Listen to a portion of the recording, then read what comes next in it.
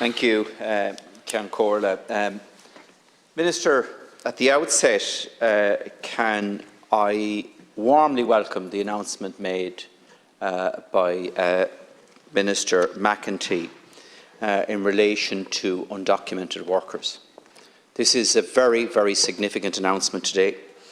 There has been many of us here in this House over a long period of time have been looking for these particular changes that have been announced today. People that have been sadly living in the shadows here in this country.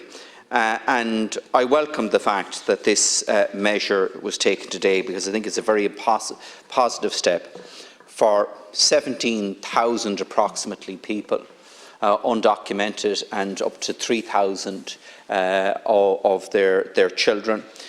People who are being denied access to basic services in this country, even though they've been paying tax, been paying PRSI, yet when they actually go to claim that, they're not entitled to it because they remain undocumented in this country. And can I say, Minister, while I have you here, and this is from personal experience, that I want to commend the work that has been done by your department in terms of the community welfare officers, who have in many, many instances been the only ones that have been within the state sector that have been able and willing to help out those undocumented workers. And on many of an occasion, I've had to approach the community welfare officers in relation to that, and they have always been forthcoming and never been found wanting in relation to it. And I know that each and every one of these individuals want to be in a position to be able to more productively contribute to society and our economy, and I've absolutely no doubt about it that the vast majority of them will on foot of this. And let me take this opportunity now, while we are coming into the Christmas period, and now that measures are being taken at long last here in Ireland to address the issue of the undocumented Irish residing here in this country, that we don't forget and redouble our efforts in relation to the undocumented Irish on the other side of the Atlantic in the United States. And I know that Minister Coveney and others are very much involved in that. And while I'm on the issue of congratulating the government, Minister, can I congratulate you in relation to the work that you have done in improving the plight of carers in terms of the income thresholds and allowances, the changes that are being introduced in this particular piece of legislation. As you know, the Joint Oireachtas Committee has made recommendations to you to improve the position of carers, and this is a very positive development. Can I turn, Minister, to something that's not in this legislation, which I believe needs to have adequate provision made for it? And that's the whole area of the just transition. And I believe that there should be a specific line in the vote for just transition workers, workers who have been laid off as a result of the changes to move towards a more climate resilient economy. I've seen it firsthand in my own part of the country with the Bord na Móna and ESB workers, but it's not just in relation to those workers. Across various sectors of our economy, into the not too distant future, we're going to see staff being laid off. And we should have a fully wraparound service, a designated official within the local social welfare office that actually can engage with those people in terms of reskilling, in terms of supporting them to start their own business, providing them with access to adult guidance and the education avenues that can be made open to them. And I think it is important that there is a specific service designed around those people. And while I'm on the issue of just transition, and trying to, support communities that are decimated by decisions like the closure of Lanesborough and Shannon Bridge power stations. I give you a practical example of that. In my own constituency, the village of Ballyforden, a very proactive committee was established there following the decision and announcement by Bord na Móna. They put an application in, 2 applications in actually, to the Just Transition Fund, were successful, unfortunately, in relation to both of them. As a result of that, they have secured over €1 million in investment based on a very proactive proposal. But now they're being asked to come up with co-financing. €250,000 for an isolated rural community where, because of government and planning decisions, the jobs are lost, and the community that doesn't have the employment is being asked to put its hand into its pocket to actually fund the replacement jobs. Now that is not a just transition. And on top of that, we have a pandemic which makes it impossible for communities to fundraise. Because just transition should be about something very different. It should be about supporting communities, not asking communities to actually fund the jobs that are going to replace the ones that are being lost. That is not a just transition, and I think it is important that that specific aspect of co-funding is revisited by government, and revisited urgently by government. And while I'm on the issue of support for communities, the ESB has promised the community in Lanesborough and Ballyleague, and I know, Minister, you've been down there as well, the sum of €500,000, and the community understood that this was as a result of the closure of the power station in Lanesborough. But we're now just after finding out this week that this money that is going to come from the ESB, if it ever comes, is conditional on the ESB getting out of the current licence conditions that they have on the site at Lanesborough in County Longford with the EPA, and secondly, being granted planning permission for energy services, whether it's synchronised condensers and battery storage, before they will consider the allocation of funding to that particular community. Now that, Minister, is coming as a shock to the local community because they expected this funding to be forthcoming. And again, that is not a just transition.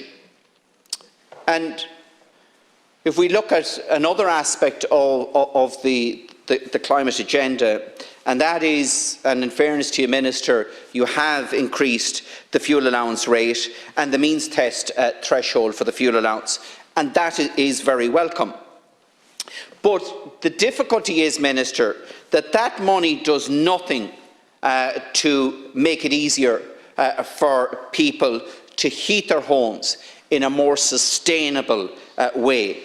All we are doing at the moment is kicking that can down the road. And carbon taxes were supposed to be about driving the overall reduction in carbon emissions.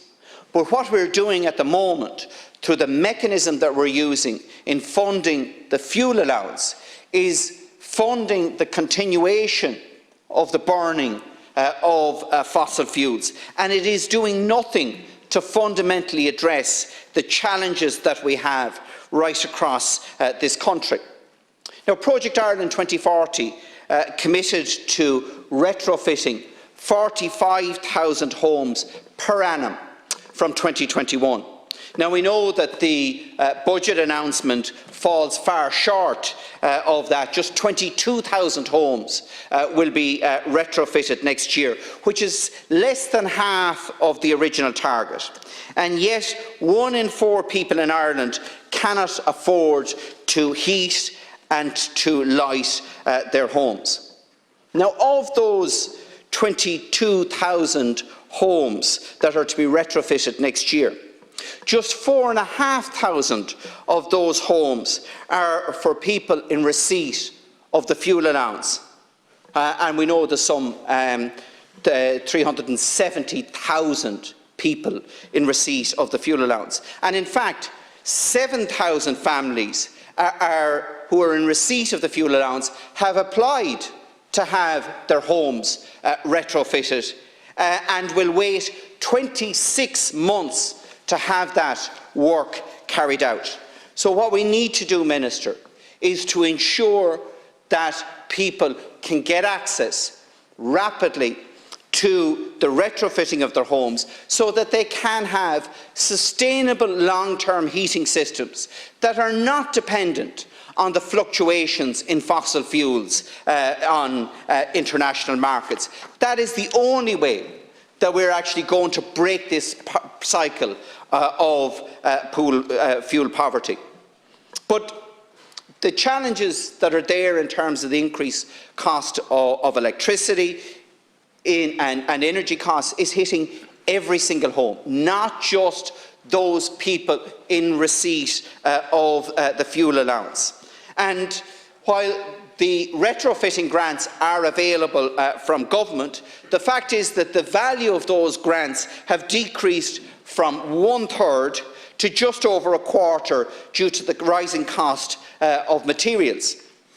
But for many families, the grants are of little use to them if they don't have the 18,000 to 20,000 euro that they need to put along with the grant to actually reduce their heating bills, improve their health and increase the comfort in their homes, as well as addressing that particular climate challenge that we all have to meet.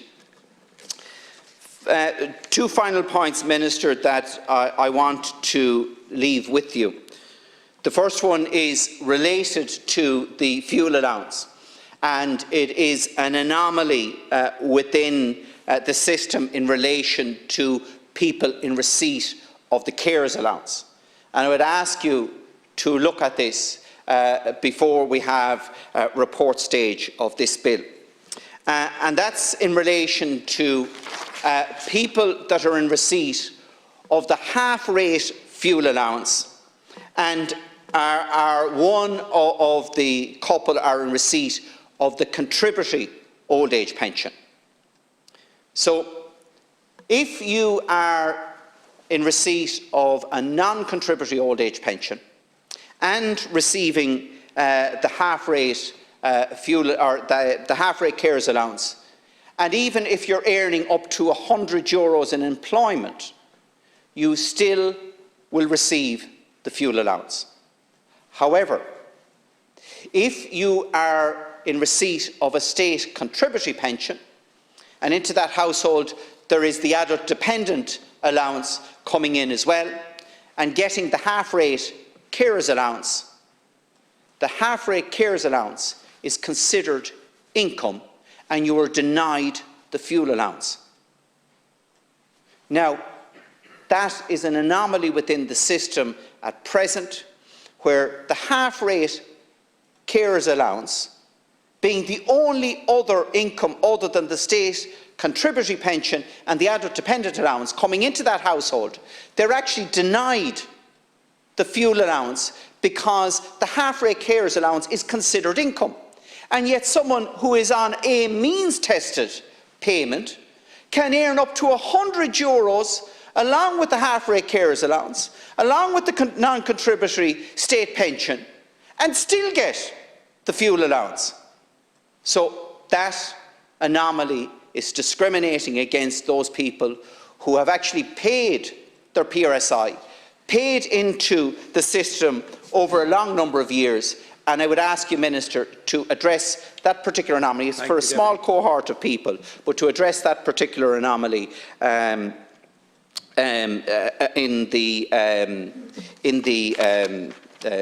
committee stage. The final point that I want to leave you with, Minister, is the income disregard for farm schemes. And the Section 20 of the bill makes provision for that, and that's very welcome. And I had a briefing from your officials, and I want to thank them for that briefing earlier on today. And they rightly said the justification for that is to ensure that low-income farmers get involved in environmental schemes and to help to meet our overall climate challenge. And that is a very commendable measure. But the big problem is, Minister, and you know it as well as I do, the big problem that we have at the moment is the age profile of suckler and beef farmers in this country. And we need to get that age profile down if we're going to drive the type of change that we need right across that sector in terms of reducing overall emissions.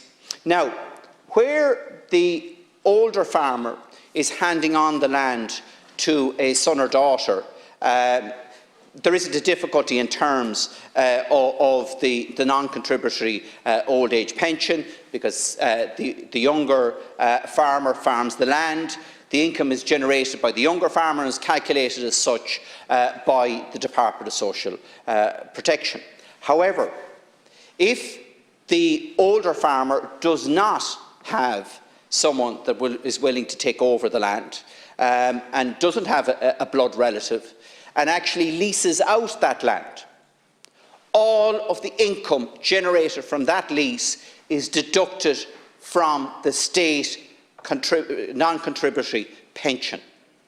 So if they continue to farm the land in a haphazard way, which is not sustainable from a climate point of view, they will only have to deduct the income that comes off it.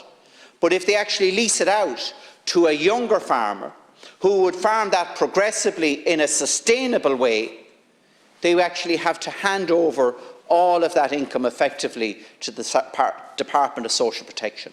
So in the interests of trying to improve land mobility, in the interest of trying to improve the emissions profile, particularly of suckler and beef farms in this country, I would ask you, Minister, to look at the income disregard.